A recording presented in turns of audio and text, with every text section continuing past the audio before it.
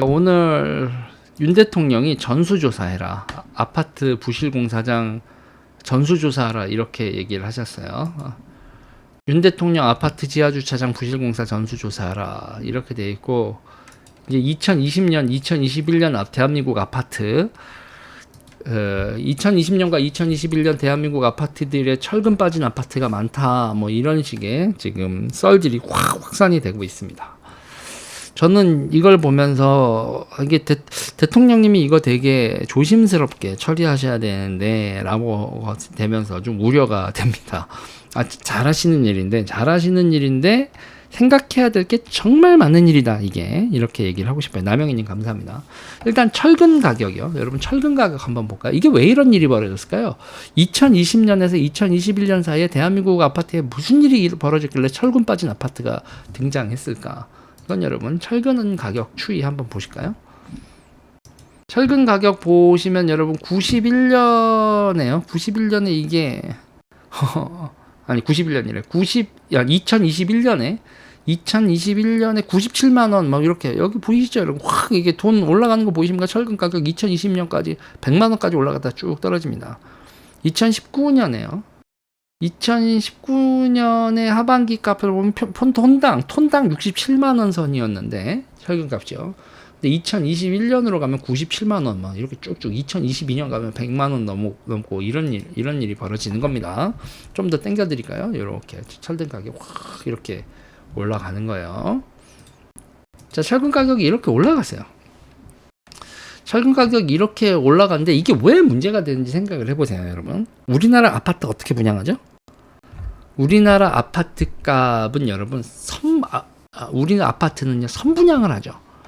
선분양을 합니다. 근데 생각을 잘 해보셔야 됩니다. 이게 우리 아파트와 관련된 이 선분양이 얼마나 골 때리는지도 한번 생각을 해봐야 돼요. 가격이 공사도 하기 전에, 아파트가 생기기 전에, 공사도 하기 전에 가격이 결정됩니다.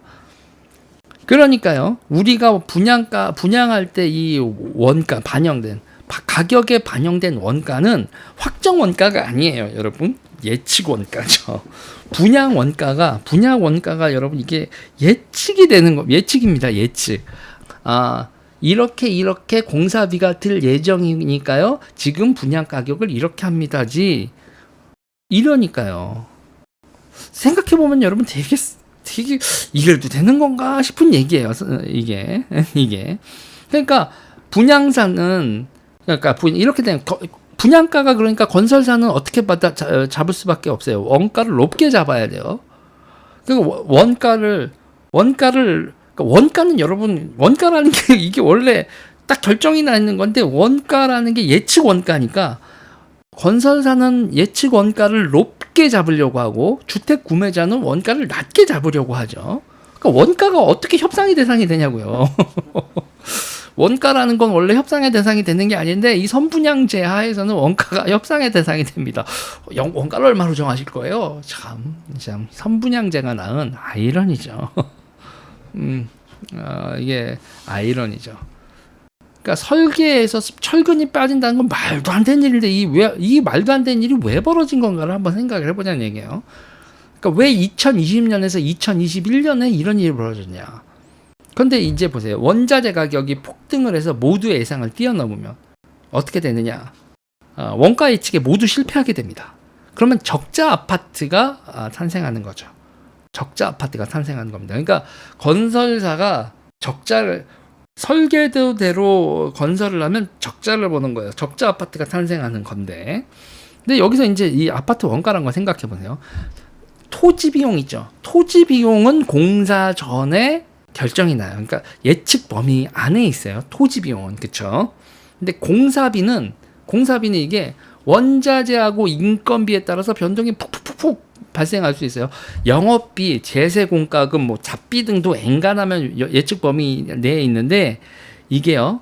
그리고 예측 불가능한 게 원자재, 인건비, 그리고 금융 비용도, 이자율 있죠. 이자율도 이게 가끔 가다가 이자율이 미칠 때 튕하고 튕길 때가 있거든. 이겁니다. 그런데 자, 이제 원래 인건비도 움직여봐야 대충 크게 움직이지 않고 움직이는 폭이 있는데, 근데 문제는 말이죠. 코로나죠. 2020년하고 2021년에 무슨 일이 발생하냐면 철근 가격 조금 전에 확 오른 거 보셨죠? 건설 노동시장에서 사람들이 나 배달로 빠질래, 나 택배할래, 배달, 택배, 기타 등등 관련돼서 인부들이 그 공사장 인부들 노동자들이 쭉 빠져나가고 노동자 임금이 얼마만큼 오르냐면요, 2천만 원 오릅니다. 1년 노동자 임금이 2천만 원이 올라요. 와우. 와우. 와우. 자, 표 보실래요? 이것도 표로 보여드릴게요. 그러니까 철근값 그렇게 빡 올랐지, 갑자기 노동자 연 임금도 2018년, 2019년에서 2020년 넘어가면서 여러분 빡 올라가지. 그래서 30평형 이렇게 아파트 건축비가, 여러분 건축비가 5.5억을 기록하는 사태가 벌어집니다. 5.5억. 그 평당 건축비가 500만 원 이하였거든요. 그러니까 480만 원 정도. 이게 보시면 2013년만 해도 평당 건축비가 197만 원 요 정도였어요. 197만 원에서 2017년에 363만 원으로 확 올랐는데, 그 다음에 2018, 2019년을 평당 건설비가 480만 원대니 612만 원으로 확 올라가 버렸습니다. 아이고야. 여러분 이렇게 되면 서울이고 지방이고 간에 요 건설비 이하로는 평당 600만 원 이하 아파트는 이제 젖을 수가 없는 거예요. 네, 이렇게 되는 겁니다. 이렇게 돼버려요. 그러니까 노동자 평균 임금이 1년에 2천만 원 올라가 버린 겁니다. 이게 그러니까 2020년에 공사를 그 전에 분양 계약을 하고 2020년에 공사를 시작하는 아파트들은 철근, 시멘트, 인건비에 직격탄을 맞은 거예요. 철근, 시멘트, 인건비에 직격탄을 맞은 겁니다. 코로나 시국을 예측을 못한 거죠. 코로나 시국을 이게 이런 일이 벌어질 때 누가 예측을 했겠습니까? 건설비가 미친 듯이 올랐고요. 그래서 그러면 지금 어떤 분들이 얘기를 하죠. 아니 그러면 이거는 2020년, 2021년 말고 이후로도 계속 철근 가격도 올랐는데, 그런데 그 이후 아파트들도 2020년, 2021년 아파트 말고 그 이후의 아파트들도 문제가 있는 거 아니냐? 아닙니다, 여러분. 걱정 안 하셔도 돼요. 왜냐고요? 그 이후 아파트들은 이미 오른 걸 봤기 때문에 그 오른 가격을 반영해서 건설사들도 바보가 아닙니다. 그 분양 원가를 올려버렸어요. 그래서 그 이후 아파트들은 걱정을 안 하셔도 됩니다. 다만 비싸졌죠. 그 이후 아파트들은 그냥 부동산 경기 이런 거 상관없이 분양 원가 자체가 높아지면서 비싸졌기 때문에, 여러분, 비싸졌기 때문에 걱정을 안 하셔도 됩니다. 그걸 다 반영을 했기 때문에. 그래서 이 가격 변동에 적응을 못한 2020년, 2021년들에 지어진 아파트들이 지금 문제라서 전수조사를 하게 되는 겁니다. 자, 그런데 문제는요, 자재도 선매입 계약하면 되죠 라고 하는데, 저스트팡이 그러려면 자금 사정이 좋고 물량을 많이 확보를 해야 되는데, 파는 사람도, 여러분, 파는 사람 분위기에서도 이게 우리 비싸게 팔 수 있을 것 같은데 그거를 물량을 확정적으로 많이 왕창 해준다. 파는 사람도 바보는 아닙니다. 네. 그래서 이거를 여러분 우리가 감지할 수 있었던 현상이 하나 있어요. 바로 뭐죠? 둔촌주공이죠. 둔총 주공 사태가 이 모든 현상이 응축된 전조였죠. 분양가 올리지 않으면 공사 못한다. 여러분, 둔촌 주공이요, 모두가 돈 버는 사업이라고 하고 우량 사업이라고 했습니다. 그래서 우량 사업이라고 하고 이거는 하기만 하면 돈 벌어. 그래서 막 건설사고 시행사들이 막 이렇게 붙어가지고 이 사업을 설계했는데 아마 비용이 오르면서 이거 적자가 나도 너무 크게 나고 이거 우리 회사 이거 큰일 나겠다. 그리고 계약서상 뭐 여러 가지로 보니까 우리 안 한다고 할 수 있네. 이게 이런 허점이 발견이 되면서 둔총 주공 사태가 나죠. 분양가 올려주지 않으면 공사 못해. 요렇게 해서 막 타워 크레인 해체하고 난리가 났었죠. 둔총주공. 그래서 갑자기 이거 어떻게 하지? 막 그런 일이 벌어졌었죠. 그게 둔총주공이 벌어졌었던 그런 이유들도 다 이게, 여러분, 이런 사태가 벌어졌기 때문에 이게 여러분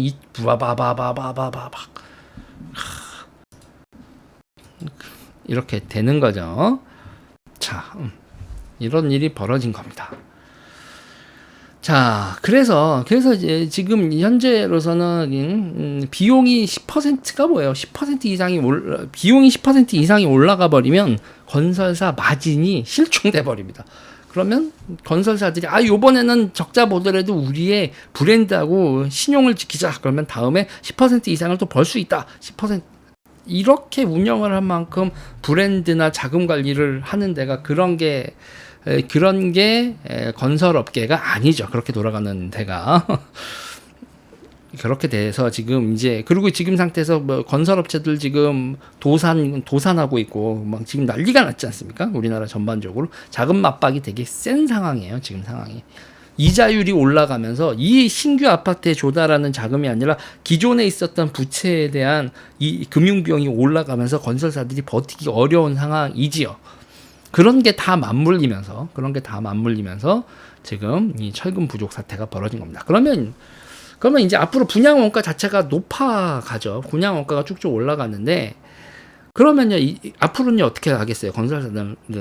이거 가격 올라가는 이 리스크를 감안해서 원가를 더 높게, 예측 원가를 더, 현재가 오를 거야. 그러면서, 리스크까지 감안해서 원가를 더 높게 잡고, 시작을 하죠. 그러면 이게 점점 심해지면 어떤 일이 발생하냐? 이거 분양 원가 너무 높은데요. 이거 분양 원가 낮출 수 있는 방법 없어요. 그러면 낮춘다고 보장은 못하지만 선분양하지 말고 후분양합시다. 이게 건설사가 그러면서 실제로 가격이 안 올라오면 폭리를 취하고, 근데 그 폭리를 취하는 것도 냅두겠어요? 그러면 안 해 막 이렇게 나오고, 서로 이런 식으로 가면 선분양제 자체가 붕괴할 가능성도 있죠. 이런 식의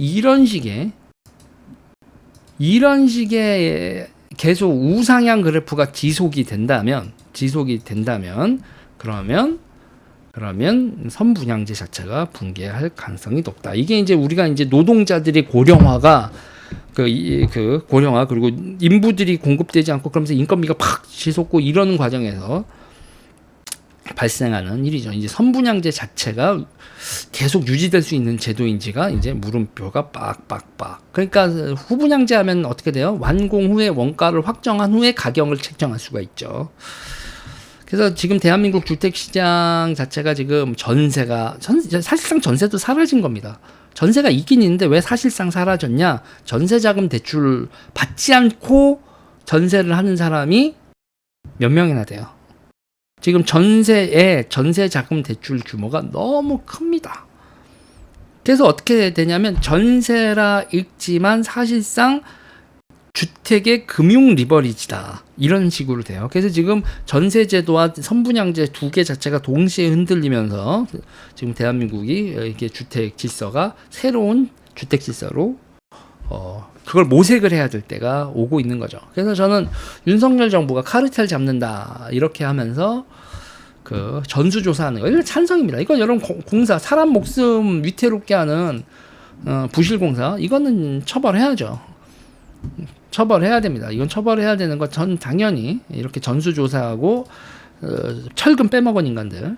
철근은 보이지가 않잖아요. 겉으로 보이지 않는다고 철근을 이렇게 한 사람들, 이 사람들 이거 반드시 손을 봐야 된다고는 생각을 합니다.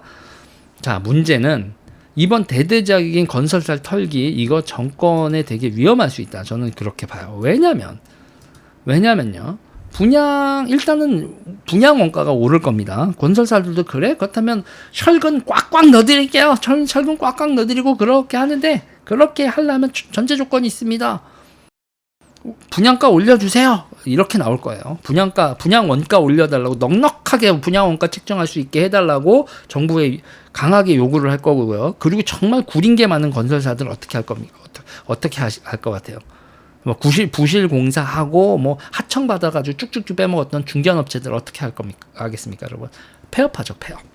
아이고 이거 사업 못 해먹겠다. 그 사장님이 감옥 가기 싫은 분들 눈치 봐서 폐업을 곱게 할까요, 여러분? 배째죠. 파업할 겁니다. 파산할 겁니다. 파산. 이 빚 남겨두고 뭐하고 이런 식으로 할 가능성도 대단히 높다. 그러니까 세상은 다 이게 리액션을 어떻게 할까 하는 건데, 저는 이 순살 아파트 지하주차장 전수조사 찬성하고 위법한 사실이 적발되면 그걸 사법 처리하는 것 100% 찬성하는데 이거에 건설사들이 어떻게 리액션하는 것도 정말 정무적으로도 엄청나게 생각을 해야 된다. 그리고 대통령도 구조적인 원인 이 선분양제가 가지고 있는 약점 그리고 지금 우리나라에서 인력 시장이나 이런 데서 벌어지고 있는 일까지 다 보셔야 될 거다. 이렇게 봐요. 시스템을 정비하는 일. 시스템은 여러분 기본적으로 제가 며칠 전에도 계속 얘기하지만 욕망과 좌절, 뭐 인간의 어떤 절박함 이런 것들이 다 충돌을 욕망과 욕망이 충돌을 하는 과정인데 그거를 합리적으로 윈윈할 수 있는 시스템. 서로가 서로 합리적으로 거래할 수 있는 시스템을 정비해야 될 겁니다. 그게 선분양제제 이게 선분양제가 지금 이 인건비가 이렇게 올라가고 각종 비용이 이렇게 올라가는 시대가 굳어진다면 이 선분양제 그리고 건설이 가지고 있는 위치가 지금 다른 산업들하고의 관계 속에서도 조정이 된다면 이거 일단 생각을 좀 해봐야 되는 문제다. 금융과 다 같이 얽힌 일이라 쉽지 않은데. 그리고 이제 또 하나가 이제 건설사들은 이렇게 자신들이 위기에 몰리면 정부를 압박할 겁니다. 이제 건설사들 건드리는 게 제가 이제 항상 정무적으로 되게 위험하다고 보는 것 중에 하나가 건설사들이 여러분 언론사를 보유하고 있고 또 하나 광고를 많이 줍니다. 그래서 광고를 통해서 언론사들을 움직일 거고요. 건설사들이요. 그리고 건설과 지역 정치인들, 지역 언론의 유착은 뭐 정도가 우리나라가 심해도 너무 심하죠. 그리고 재판이 줄지어 이어지면 로펌들도 갑자기 호황을 누릴 겁니다. 호황을 누릴 거고요. 그리고 그 모든 카르텔들이 다 똘똘 뭉치게 된다. 그래서 대통령한테 제가 드리고 싶은 말은 이거 조심해서 정무적으로 다루지 않으면 대통령이 그때 그 LCT나 이런 거 잘못 건드렸다가 박근혜 대통령 모두를 적으로 만들어서 탄핵을 당하시는데 나쁜 놈들이에요. 나쁜 놈들이지만 그 나쁜 놈들한테 지지 않는 정치를 해야 됩니다. 그리고 대통령 주변에 덫들이 쫙 깔려 있다. 그리고 그러니까 대통령 측근들은 건설사하고의 관계에서 여러분 건설사들이 대통령 측근 하나 보내버리면서 정권을 휘청하게 하는 것 그런 것도 할 수 있어요. 하나만 밟아봐라 그러면서 대통령 주변에 이 트랩을 쫙 깔 겁니다. 그렇게 흘러가게 될 거고 별의별 논란과 사고 다 벌어질 거고요. 그리고 그렇게 될 겁니다. 이게 저는 이게 건설사들의 양심 뭐 그런 거도 문제는 문제지만 분양 원가를 둘러싼 우리 제도의 허점도 한번 살펴봐야 된다. 감시와 처벌의 시스템을 계속 강화를 해도 분양원가 시스템에 구멍이 나 있으면 이상한 놈들 그리고 이 리스크를 했지 않은 별 이상한 깡패 새끼들만 더 등장하게 만든다. 그래서 저는 우리의 욕망을 조율한 시스템의 부재 그게 우리나라 문제의 각종 문제의 근간이다. 이런 걸 이제 자꾸 지적을 하고 싶고 대통령도 처벌할 놈들 처벌을 하지만 옳고 그름의 문제 플러스 정무적인 힘의 균형도 보시면서 쳐야지 내가 대통령이야 다 죽었어 이렇게 가시다가는 역공 오지게 맞으실 수 있다. 이런 것도 지금 합니다. 이게 정치가 어렵습니다, 여러분. 사회 정의로 해야 될 일을 하면서도 나쁜 놈들이 가지고 있는 힘 그리고 이 나쁜 놈들도 이게 그냥 나쁜 놈이라고 얘기할 수 있는 건가? 저들의 고충도 있는 거잖아. 그래서 처벌할 사람들 처벌을 하고 처벌을 할 사람들 처벌을 하고 시스템적인 문제는 보완을 하고 타협할 게 있으면 타협을 하고 정치 어렵습니다, 여러분. 정치 어렵습니다. 그렇게 제가 요새 계속 강조하는 말이죠. 시스템을 보완해 나가는 그런 과정이 돼야 된다. 여기까지 하겠습니다.